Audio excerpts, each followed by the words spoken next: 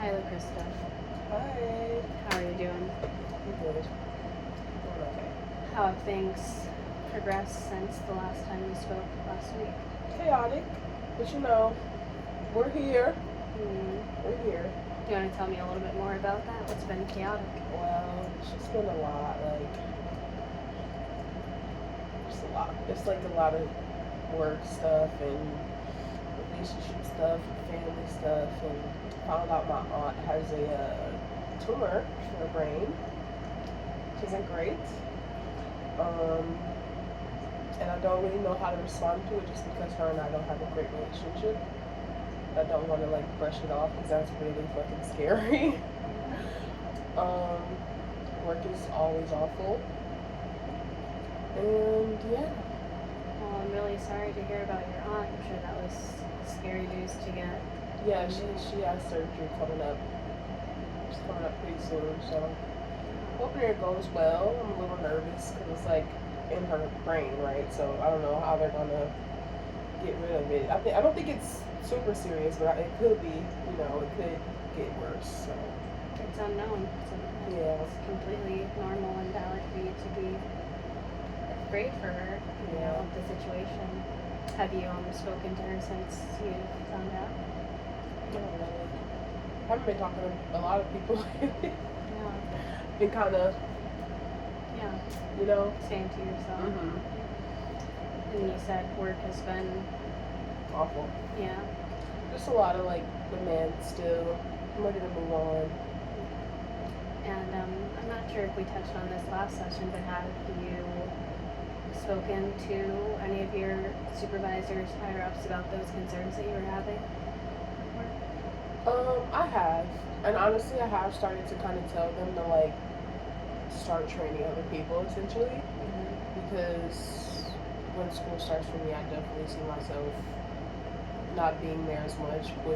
But my true intention is just to leave completely. But I have not secured another job yet for me to be speaking so proudly and strongly about that. So yeah, I have started to tell them, hey, I won't be giving you all of this time outside of when I'm on a shift, like how I do regularly. The expectation for me to drop everything I'm doing to help you guys out, that's going to have to stop, and y'all are going to have to find other people who can help. As well as we do these trips every month, very heavy load. Had a situation this weekend actually that kind of was like, oh yeah, I'm for sure leaving this job. Would like to know that I'm the main planner of these trips, so I was unable to get into one of the houses because I missed one of the notes. And I ended up just canceling the Airbnb. We got a full refund, but it turned into this whole thing where we nearly had to have a co-ed house that we're trying to avoid. And so the guys ended up staying at a hotel, which worked out well, but could have been avoided if I had help, right? I'm doing so many things. I'm grocery shopping, I'm taking data, I'm answering questions, I'm getting everybody situated. So yeah, sometimes we're going to miss small details, and I could not get in contact with my supervisor, and it's just a constant issue with communication with them as well. So it just was okay, yeah, this is the type of thing that the type of stress that you hold on to sometimes unintentionally because you're so tense. I remember Friday night feeling like I could not calm down for shit. It was and it was also one of those things where it was the only thing that can calm me down is smoking weed, but I can't smoke weed right now because I'm working. So I had to smoke a cigarette, and I don't like smoking cigarettes. But a vice is a vice at the end of the day. So yeah, I talk to them, but it's still so many issues that if I do leave, I don't know how they'd be surprised, right? I don't know. I know that is a lot that you just said in general, and that's just been the last week. So I'm hearing that you don't have any support from them, and they continue to increase their demands of you and don't give you any assistance to lessen any of that anxiety that you're, or not anxiety, I'm sorry, lessen any of that stress that you're feeling from it. and I know that you said it's still taking you a couple days even after that occurred to kind of wind down from it, which is completely normal. You know, with everything that you have going on, especially if there was no other assistance from you, Yeah. it's gonna take a while to kind of get out of that fight or flight mentality, which is a lot of times what we enter when we have a lot of things coming at us from all angles. So, no, it sounds like you're been dealing and holding with a lot of stress. Yes. You know, and you said usually when you're feeling kind of high strung and overwhelmed, you usually use weed to kind of help Yeah. with that.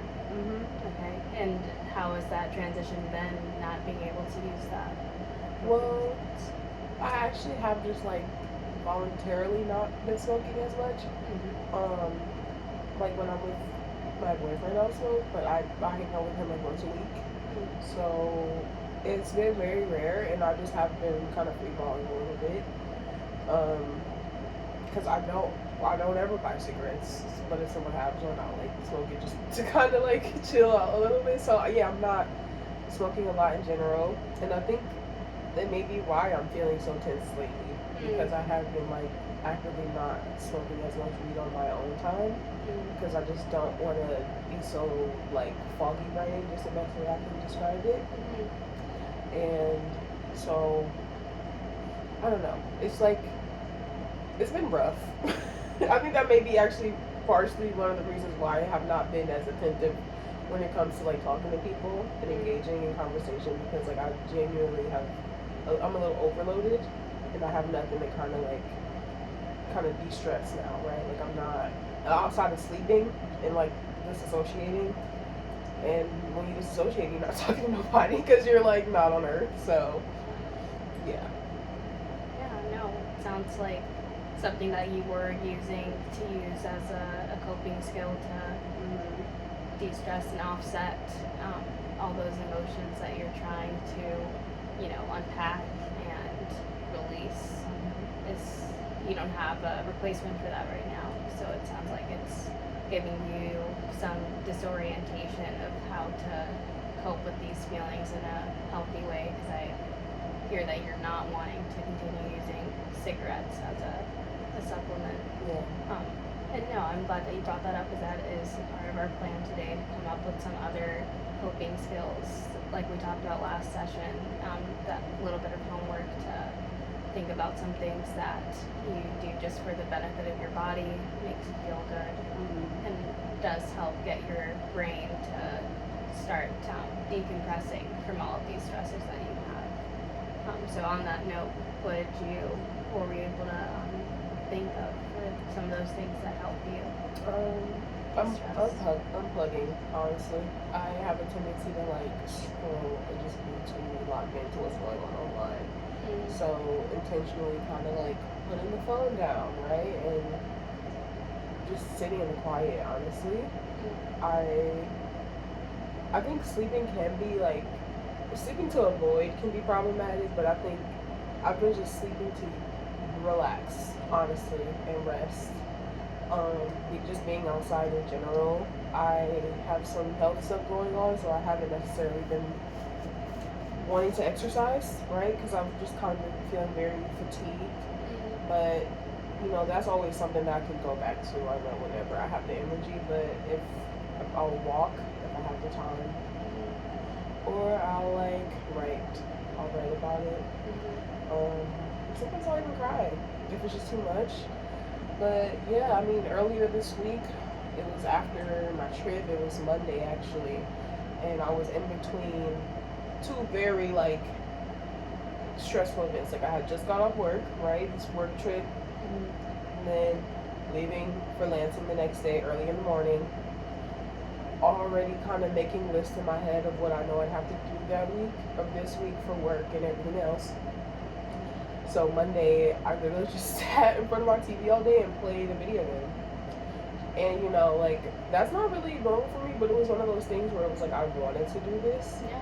And you know, I usually don't have the capacity to sit and do anything longer than a couple hours at a time. So I'm just gonna let myself indulge in this for a little while because this is what I want to do. So yeah, it's just really just like a asking myself what I want. Like it's not anything specific because it could be anything. I kind of surprise myself every day with what it is I desire. It's always something new. So nothing ever. I'm not going to say nothing ever sticks. It's just like desires aren't consistent. Whatever relaxes me is never just one thing. So Absolutely, and I think it's important for you to remember that you're an ever-changing person, especially with all these new things coming up in your life.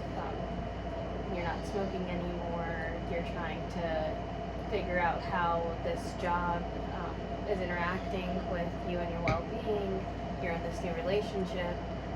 So, like we talked about last time, the different stressors are going to need different coping skills, and you having fluidity of wanting to, try new things or being able to accept new desires is for the benefit of you, right? So I'm glad that you were able to come up with some other things that you could spend your time doing to kind of get your mind off of those things and just pour back into your cup a little bit.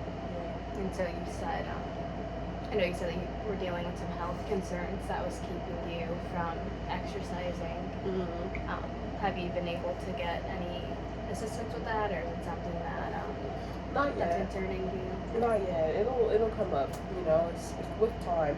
Eventually, it's not like the most serious thing, but I'm not gonna put it off until it becomes worse, right?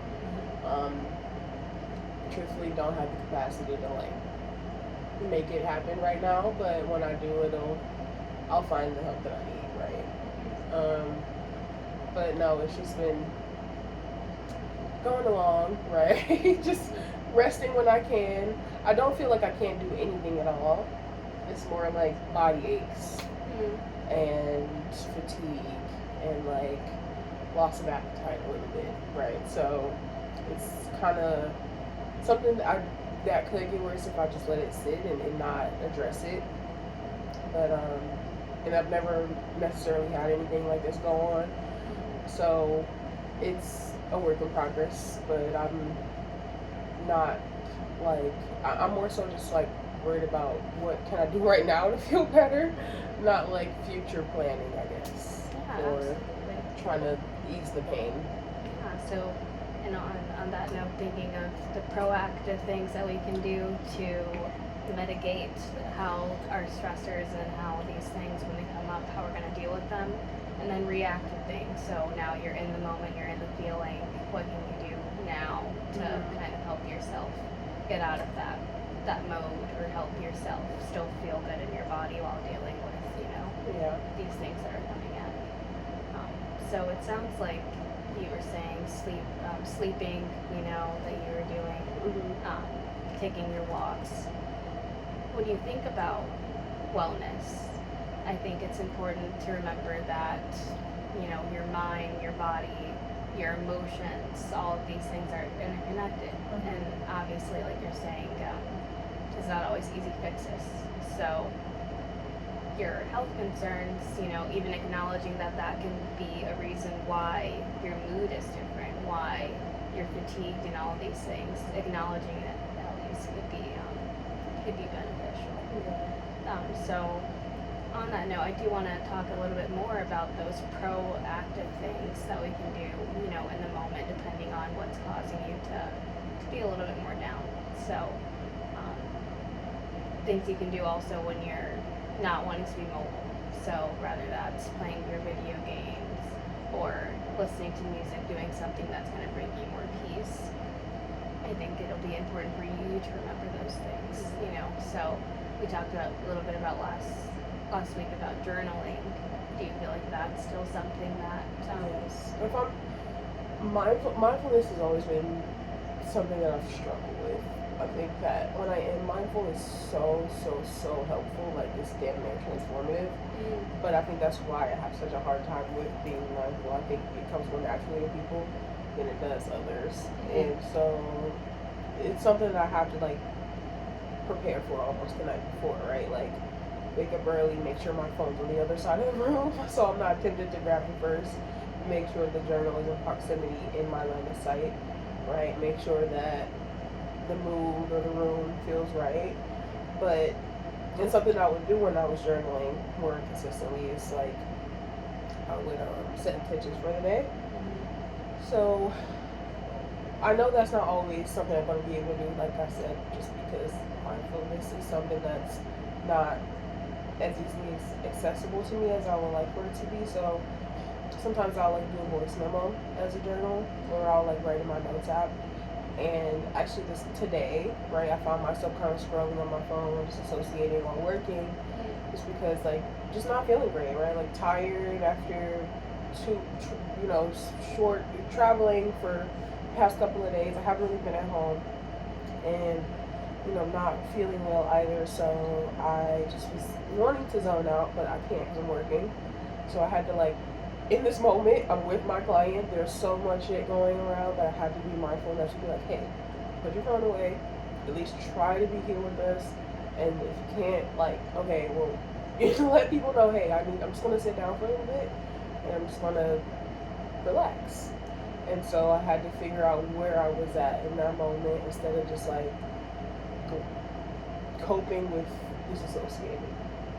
So, I eventually just realized, okay, yeah, I do need to sit down and I need to like take a little bit of a break, and that's what I did.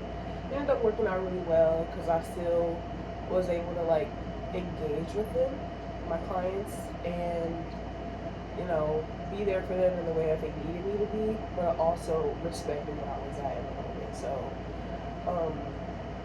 in the moment, I think I did pretty well with that, but that's like something I'm just started, learning how to do, right? Like I never really gave myself. There's always so much going on that it's hard to like listen to what's going on, right? Like so much going on out here, it's hard to listen to what's going on out here. So yeah, it's not always easy, right? To be mindful. So journaling is up there with. I want to do it more, but it's not always something that I can do. Yeah. Well, first, I want to acknowledge how great it is that you had the chance to have that self-awareness. You caught yourself in a moment of realizing that you're slipping into that dissociation, realizing that you were needing a moment to shift gears to bring yourself back down to where you are. And you acknowledged that, you shifted gears so that you could be more intentional about the choices that you were making and the attention that you were giving while still showing up for the people that are around you. You were still paying attention to filling your cup, and like you're saying, it's never linear, and sometimes they're going to be more challenging to take note of how our body is responding to what's going on around us. So remember to give yourself that grace too. Like, yes, you did it great this time, but if next time you decide to scroll on your phone, give yourself grace to know that that's okay too. It's always about setting yourself up for that proactive intention, which sounds like you're learning to get a handle on, which is really great. Do you feel like when you do have a moment like that, you are able to acknowledge that you've achieved that goal that we've set of being more aware of when it's happening? Yeah. I even like kind of give myself a little bit of a pat on the back. I'm like, okay, you saw it. You saw it happening, and you were like, all right, I don't want to feel this way, so what can I do? So good for you. You did good, right? Like, because sometimes it is that simple. Like, it's like the reinforcement of just knowing that I am there for myself and I am considering how I'm feeling in the moment. It makes you want to do it more. Because it's like, okay, I think external reinforcement is cool, but like I've definitely underestimated internal reinforcement where you're like, hey, you did a good job to yourself, and how nice it is to recognize, how far I've come versus, before actually 2 years ago that this was like that. There was an inner voice, but it was too loud to like hear anything else, right? So now I'm able to kind of differentiate and have it settle down a little bit. But yeah, it was nice. It was nice hearing that. Like, yeah, you did good. Yeah. Well, I think another great thing that I'm hearing from this is that you know that you should be proud of yourself for achieving those goals. When you are experiencing wins like that, think of it, sometimes it's helpful as a friend. If you saw a friend finally realizing, achieving something on their own, and you would be really happy for them, and you would give them thanks for them, right? Yeah. And giving that to yourself is just it's just as important, if not more, like you're saying. Yeah. So I'm really glad that you had that moment, all to yourself. I know that we spoke last week about your new relationship. How has that been going? He's the best, I'm not gonna lie. He's very attentive, and I've dated people before where it was like we had a good rapport, but like he can like read me really well, which is kind of freaky. But like I appreciate it because I will just not say anything about how I'm feeling in the moment, and it's hard to not do that around him because he can always tell when I'm like annoyed or like tired or whatever, and so that's been great. I think that it makes it very easy to be myself around him. I was very fearful at first because it was new and it was a different type of relationship than what I'm used to. It feels way more serious now than it's ever felt. And so I'm younger than him, significantly younger than him, and so he's probably had more serious relationships, and it's not that I haven't had serious relationships, it's that like I guess one or both of us didn't take it seriously. So when one of us was in it, the other wasn't. Or both of us wasn't in it, right? So this time it feels like we're both we have our toes in it, and sometimes I feel a little, not inadequate, but like intimidated. And like, even like today I had this ridiculous thought, because I saw some girl talking about how she was older and she was dating someone younger than her.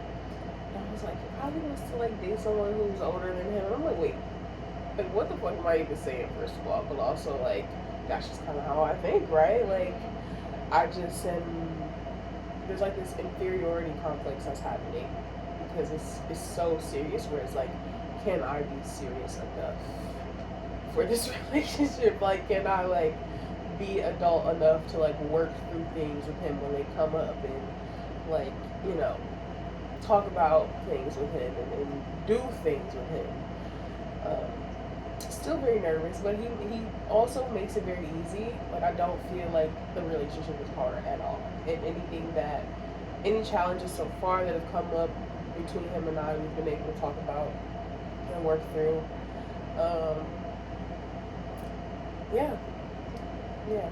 So, it sounds like it's going well overall. It sounds like you're doing better with accepting that he is attentive, that he is trying to maybe take some of that weight off of you, of being perfect, and like you were saying last week, and kind of having everything together, but he's there to kind of give you that extra support. That sounds great. You're also experiencing, couldn't correct me if I'm wrong, it sounds like some insecurity about the age gap, or some concern at least about the age gap, because you are wanting to make sure that you guys are equally matched in your seriousness. Seriousness and just like maturity levels. Like, I know that he's even brought up the age thing a few times, and he's brought it up jokingly, but like the way he's brought it up, it's something that he's thought about, right? Where it's like, I don't know, like he said things like, if we were getting food one time, and he said something about them asking for IDs and like seeing the age difference, and I'm like, that's so random, but now I know that's like something that you may think about occasionally. So yeah, I'm just like, knowing that it kind of is something that he thinks about, now it has me in the back of my head, because at first it didn't really bother me at all, because I actually wanted to date someone that was older, and I'm glad that I dated him, because yes, he is very mature compared to the guys that I dated before, but like, does he feel how I felt about those other guys where, like she's, I don't know how mature she is, or I don't know how. Sorry. It's about okay. that. It's okay.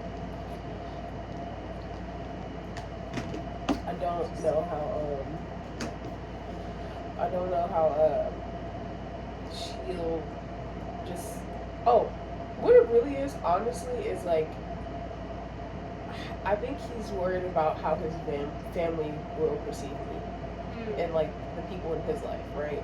Like, I haven't really met that much of his family. I'm always around my family and I'm always around my friends, so if you're gonna be around me, you're gonna meet them. And with him, it's not really like that. Like, he spends a lot of time by himself. He does live with his family, but like, I don't know how much time he spends with them when he's, not with me, but it doesn't seem like he spends a ton of time with them. So with that being said, when it's time to start like being more integrated into each other's lives in that way, at least for me on his side, I think he's a little worried about how I'll be perceived because of our age difference. And I think I can be very like, I'm very mature and like smart, but I can be a little childlike, right? So I think he worries about that. And so I want to like be enough to where it's like, you don't have to worry about that, but I can't take away his worries. So yeah, I've been thinking about that a lot. Yeah, it sounds like more so being concerned of him and how he feels about your relationship. You're also concerned about how it's going to be perceived by his family. Have you guys had any conversations about you spending more time with his family, or have you guys had any conversations just about your age difference in general, just specifically that non-joking manner? No, we haven't, because it like, I'm just starting to have these thoughts just because I've heard him joke about it a little bit, and he did something where it would kind of like made me a little upset. He called me his friend to his cousin. But like, to everyone else I'm his girlfriend, but like, I'm your friend here, cousin, which is really random. And I mean, if cousin picked up what he was putting down, right? Like, friend, right? Like, he knew it was like more of a romantic thing going on, but it still was kind of like, okay, like, I feel like you're taking this seriously, but when it's time for you to talk to your people, you're like, it's like maybe he's just not ready to like start disclose. It was still very early on into the relationship, which is like, I don't want to pressure him to think that he has to tell her about me and all these other things, but also I don't want it to be 3 or 4 months from now and I'm still a friend to his cousin or his brother. I don't even know if his brother knows about me. I haven't even asked. But no, we haven't talked about it. We haven't, because this is like kind of a newer thing. So it sounds like maybe you're still making up or figuring out how you feel about these interactions that you had with this cousin, and just in general, whenever age does come up. What I'm hearing is that you have a lot of fear, it sounds like, or uncertainty about the fact that you guys haven't had a conversation about it. It sounds like in lieu of that conversation, there's a lot of feelings of a fear of inadequacy, maybe, of how he actually feels about it. And I'm hearing you supplement what he actually feels with maybe your,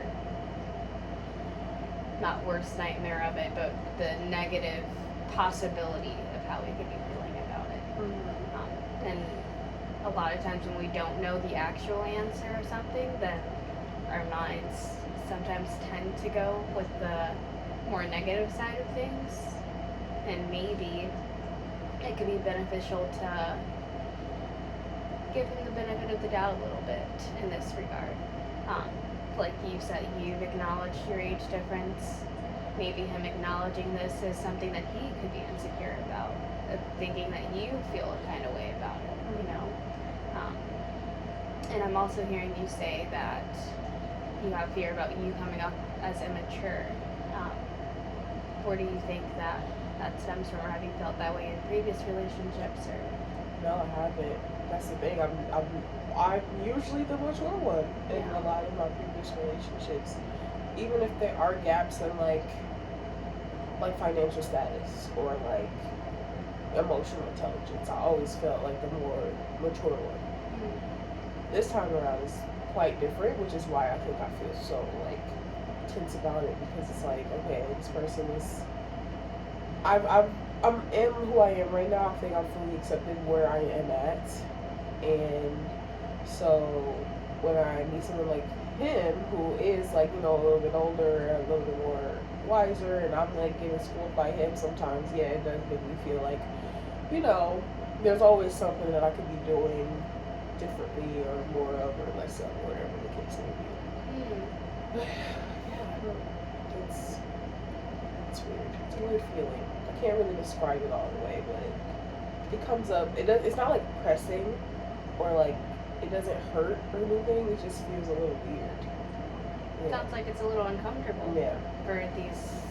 For roles to seem to have been reversed, Yeah. for you to be the one that has been more knowledgeable, maybe, and now you feel like maybe there's someone that has more to teach you or to show you. It sounds like. How does that make you feel when he schools you, as you say? Can you talk a little bit more about that? Well, like, it doesn't make me feel dumb or anything. It just kind of like, you know, it's one of those moments where I just gotta be quiet and listen to what he's saying, and not really take it as like him being a smart ass or whatever the case may be. Like, and he's usually very graceful about it, and he's not gonna be like trying to make me feel dumb ever. He's never condescending. So far, right, in the relationship, he's never been condescending. He always just kind of like, once he goes about, if I say something and he doesn't agree with it, he'll like straight up say like, well, you know, think about it this way, and he'll break it down for me, and it'll be like, okay, it'll be one of those moments where I'll be like, okay, yeah, this may be one of those times where our age kind of provides us with different perspectives, and he is opening me up to a different perspective. And at first, like, I was very appreciative of it, and I still am. I'm not gonna say I'm not anymore, but it does worry me, right? Because like as time goes on, the relationship's more serious.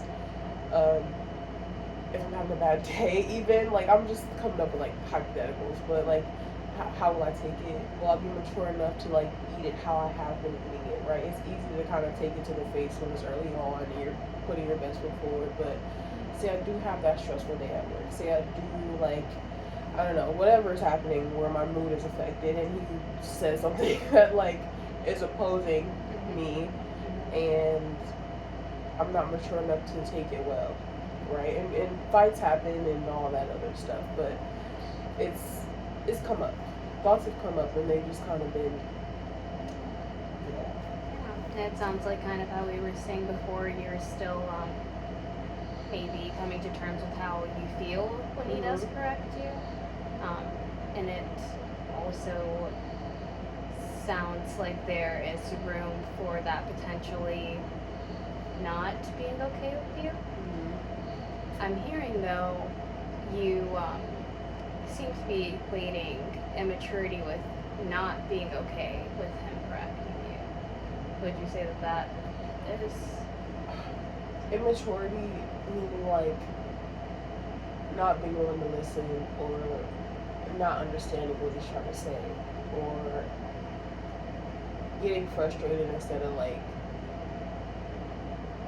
just listening, essentially. Like it's kind of like those instant gratification things where if you hear something you don't like in the moment, you can just do this rather than like sit in it and take it in and just be like, this is kind of what it is right now.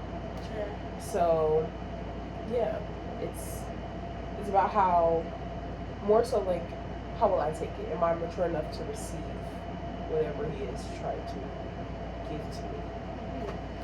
Oh, I understand. It sounds like you, again, are wanting to be proactive in your relationship to make sure that you can show up in a way that is still that is still appropriate for what the relationship that you want to have with him. I think maybe one thing that you could consider in this is that even if you do have a moment of, wanting to express, I'm not really in the best state of mind to be corrected about maybe an opinion that I have, that maybe that is not a sign of immaturity and just a sign of you being able to express to him where you're at, which is, in my opinion, a sign of maturity, that you're able to have that communication with him. It also sounds like this is someone that you hold in high regard. Sounds like you have respect for him. And remembering, even if he is older, even though he is older, it doesn't necessarily mean that he won't also have those moments of not having so much patience, right? Yeah. And the more time that you spend with him, the more of each other that you guys will see, the more of each other that you guys will have to decide on how you want to develop, right? Does that make sense? Yeah, so giving yourself that grace as well. You guys are still getting to know each other, and it's okay that you're not okay with it all the time. Yeah. It's true. It's really good. Oh, of course. Yeah. And outside of that, I know we talked about your work and kind of where that is right now. Last week you mentioned that you were going into your first semester of school as well. How has that been? It's been going pretty well. I mean, I have my classes picked out. I just have to finish up some stuff in financial aid now. I'm wrapping my head around the fact that, okay, the next 2 years are definitely going to be pretty busy for me getting this associate's degree. But that's all I have to do. Take it just one step at a time, because I know the schooling thing is not just going to be a 2-year thing for me, but I have to look at it as a 2-year thing so it doesn't feel as heavy as it did initially when I realized I wanted to go back. I think that I am still scared, definitely still scared, still nervous that my energy levels will shift significantly and make it hard to show up. But like, I'm still gonna do it. I think that that's kind of the vibe for this year, where it's like, even if you are unsure, even if you aren't fully prepared, it's like, just do it and see how it is when you get there, and just have the intention. Have the intention before you get into it to, like, just try and be a little better, right, every day, and if you can't give 100% one day, it's okay to give 35%, and it's okay to give 12% sometimes, right? So just reminding myself that, and that, like, if I want to do this, I am going to have to, like, make sacrifices, and I am going to have to be tired sometimes, and also I am going to miss some assignments, and sometimes I'm going to fail a test, and sometimes I might have to miss class because I'm sick, right? So I can't be good at it, right? And or 100% perfect at it. I can be good at it, but I can't be, like, flawless. I think that's what's fucked me up before with school, is like the expectation to be so good at it and just not, and knowing that I couldn't be good at it, just fully, instead of just overworking myself to be good at it, I would just give up. Just be like, if I can't be good at this, I'm not gonna try it at all. So now I'm wrapping my head around the fact that, okay, I'm not gonna be good at it. Okay, so am I just not gonna go? Right? Like, so yeah, you're gonna fuck up sometimes, so you're just not gonna go. Like, yes, you're gonna get an F on the test sometimes, so you're just not gonna go. Like, just asking myself that, and then it's kind of me challenging me and being like, well, okay, you know what I'm saying? Like, chill. I'm still gonna go because I want to go. So it's like, if you wanting to go should be enough for you to just show up still, then, right? Because you deserve to, like, do the things you want to do and, like, fight for the things that you want. So that's, like, the rhetoric that's constantly being, like, forced into my brain whenever I have even, like, a smidge of doubt. Because the smidge could just grow and grow and grow and grow and grow, and then it leads to me just quitting, like how it's been.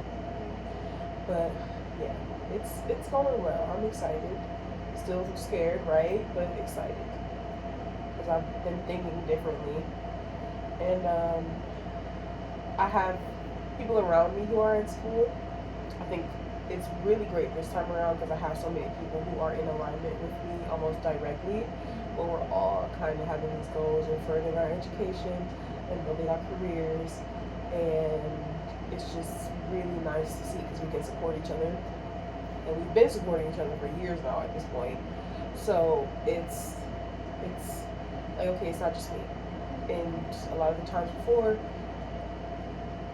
if and if it wasn't just me, I wouldn't look for support because I was just kind of like, I need to do it perfectly, or this should just be something I should be able to do because it is for me or whatever.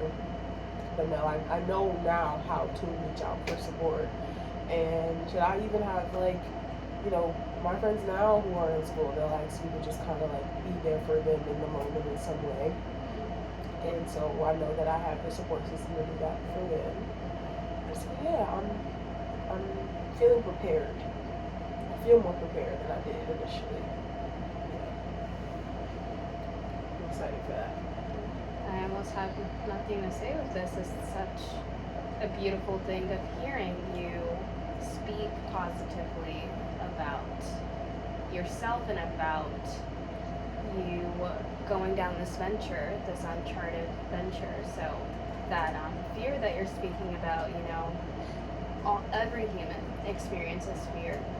We also all experience stress, which it sounds like it's a little bit of what you're of what you are being proactively preparing for. Mm-hmm. So, and this is a good stress, right? This is something that we know is going to bring more responsibility. It's going to take up more of our time, but you sound like you have the passion for it, and also you have the community for it. And remembering, like we were speaking about last week, is that these the people that you're surrounding yourself with, the relationships that you're really valuing and wanting to show up for, are also supposed to be there to show up for you. So it's really great that you do feel that sense of community, and we're trying to tailor our thoughts to be more supportive of you. Because our sessions, we only have once a week. They're only 50 minutes long, but for you to continuously have that repertoire of showing up is still good, and shifting your idea of what is good and what is perfection is helping you, and it will continue to help you in your future. That's really great. And our time is cutting down a little bit here, but I do want to just talk to you and check in of how you feel like these sessions have been going, and any feedback that you been very helpful, I would say. I think that been able to take some of these tools home, things we've talked about, and just remember them, right? If not use them in the moment, just remember that they're always there for me as an option.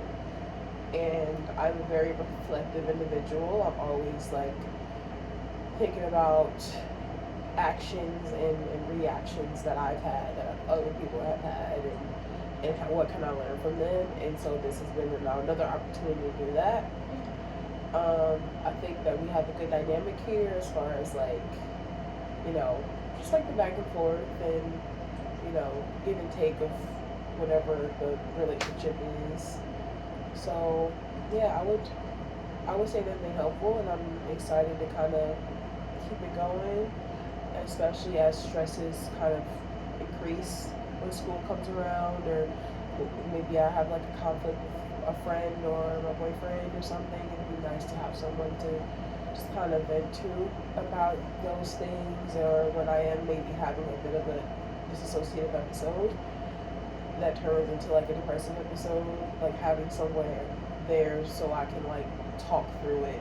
It's just like, I know, like having been in those moments and not having someone, I know I needed someone there, because those moments ground me when I can come back down to earth and be like, hey, this is what I'm feeling, this is what I have been feeling, and maybe I'm gonna feel like this after this moment, but at least I have this hour to like be here, right, and like talk to someone who I know is gonna listen and understand me. So yeah, it's been great, and I think that it's been very grounding, and it's just good for my overall well-being. It's wonderful to hear, and that's what our premise is for you to feel more grounded and more confident in yourself, to show up for yourself in those moments.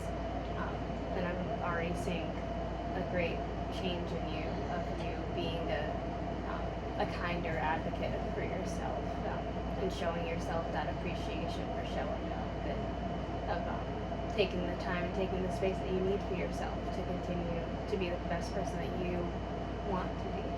That's so nice to hear. So again, I want to make sure that you're remembering to use those skills proactively, which you're doing a great job at, and remembering what you can use in different moments. So this week, you needed to take a back burner and fill your cup in different ways. Maybe it's not always active. That's not always going to be the most plausible or the most helpful thing for us. But reading, I know that you like to do, watching or playing those video games, journaling, like you said, and setting yourself up for that. Rather, it's immediately putting your phone across the room even before you're going to bed. Checking in with that person to let them know that you do have a lot of other obligations, other stressors going on, and that you're doing the best that you can. Reminding yourself that you're doing the best that you can. That's really great to see. I agree with that. Good. Is there any other thing that you want to say before we close out here? Okay. Well, I think we're good. Okay. Yeah. Awesome. Well, thank you for coming in, Krista. No problem. You're great. High five.